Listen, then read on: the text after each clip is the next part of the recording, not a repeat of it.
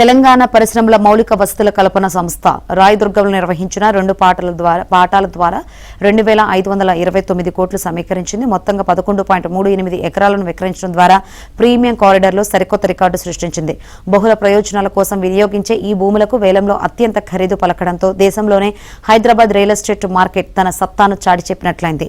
తొలి ఈ వేలం పాటను 6.29 ఎకరాలకు నిర్వహించారు. రికార్డు స్థాయిలో ఎకరాకు 237 కోట్ల ధర చొప్పున మొత్తంగా 1490 కోట్ల ఆదాయం లభించింది.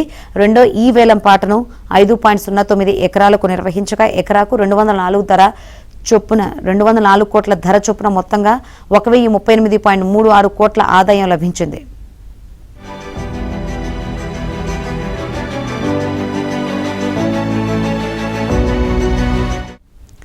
టీజీఐఐసీ రిజర్వ్ ధరతో పోల్చితే ఇది 46.8% అదనం అని టీజీఐఐసీ పేర్కొంది. 2 వేలం పాటల ద్వారా సగటున ఎకరాకు 222 కోట్లు పలికిందని టీజీఐఐసీ తెలిపింది. ఇది ప్రాథమిక ధరతో పోల్చితే 60% పెరుగుదల అని తెలిపింది. 2025లో నిర్వహించిన వేలంలో పలికిన 156 కోట్ల సగటు ధరతో పోలిస్తే ఇది 42% అదనం అని పేర్కొంది. రియల్టర్లు అత్యధిక ధరలు పెట్టేందుకు పోటీ పడుతుండటంతో హైదరాబాద్లోని వ్యూహాత్మక కారిడార్లో పోటీ తీవ్రంగా ఉన్నట్లు తేలింది.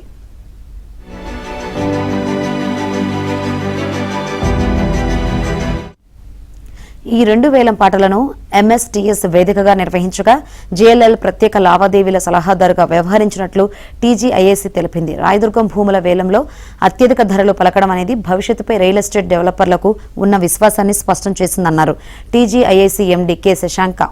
ఈ భూముల వేలం హైదరాబాద్ను ప్రపంచ స్థాయి వ్యాపార కేంద్రంగా నిలిపాయన్నారు. పెట్టుబడులకు పారదర్శకమైన అనుకూలమైన వాతావరణాన్ని కల్పించిన సీఎం రేవంత్ రెడ్డి, పరిశ్రమల శాఖ మంత్రి శ్రీధర్ బాబులకు టీజీఐఐసీ తరపున కృతజ్ఞతలు తెలిపారు. ప్రపంచ స్థాయి మౌలిక వసతుల కల్పన కోసం టీజీఐఐసీ నిరంతరం కృషి చేస్తుందని స్పష్టం చేశారు.